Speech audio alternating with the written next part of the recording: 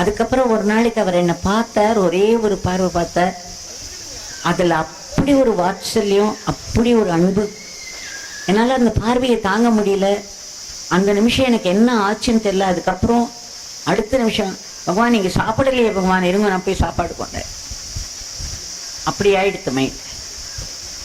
அந்த ஒரு செகண்டில் நம்ம கிட்ட திரும்ப, அதாவது மாயையை ஒரு செகண்டில் எடுக்க முடியும், திரும்ப அந்த மாயையை நம்ம மேலே ஒரு செகண்டில் போட முடியும். அத்தனை அழகாக அவ்வளோ ஈஸியாக அந்த மாயையை கையாண்டவர்னா அவர் மாயைக்கு வியாண்ட எப்பேற்பட்ட ஒரு பெரிய ஒரு இருப்பா, தெய்வீக இருப்பா இருக்க முடியும் அவர், இல்லையா?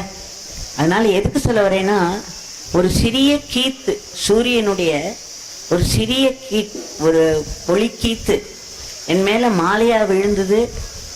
அன்னைக்கு கரெக்டாக அந்த 12 மணிக்கு கன்னியாகுமரியில் மகாத்மா காந்தி மேலே, அந்த கலசத்து மேலே அந்த ஒளி விழற அந்த நேரத்தில் என் மேலே விழுந்தது. இல்லைன்னா அதுக்கு என்ன மதிப்பு? இப்போ உட்காந்தா கூட இந்த நேரத்தில் இது மேலே விழும், இங்கே யார் உட்காந்தாலும் விழும். அதுக்கு மதிப்பு கொடுக்கறதுக்கு காரணம், அன்னைக்கு மகாத்மா காந்தியை பற்றியே நினச்சிட்டு இருந்தேன்னா அதுக்கு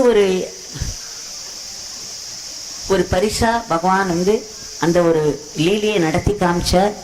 அதே மாதிரி இவர் ஒரு கோட்டி சூரிய ஒளியை பார்த்து ஒரு கீர்த்து நமக்கு விழுந்ததுக்கே அவ்வளோ பெரிய அனுபவம், ஒரு பெரிய தத்துவம் அது பின்னாடி இருக்கு. அவரை கோட்டி சூரிய பிரபான்னு தான் சொல்லுவாங்க. அது உபனிஷத்து இதெல்லாம். அந்த ஒளியை பார்த்த பகவான் தான் இந்த உருவம் தாங்கி இங்கே ஒரு அர்ச்சாவதாரமாக உட்கார்ந்துருக்க. அர்ச்சாவதாரம்னா கூட பகவான் சொல்லுவார், அந்த எங்கே பார்த்தாலும் எங்கும் நிறைந்து எல்லாம் வல்லவராய் எல்லாம் தெரிந்தவராய் இருக்கும் அந்த முழுமுதல் பரம்பொருள் இருக்கே. அந்த பரம்பொருள் ஒரு ராமனா வரலன்னா ராமாயணம் இருக்குமா?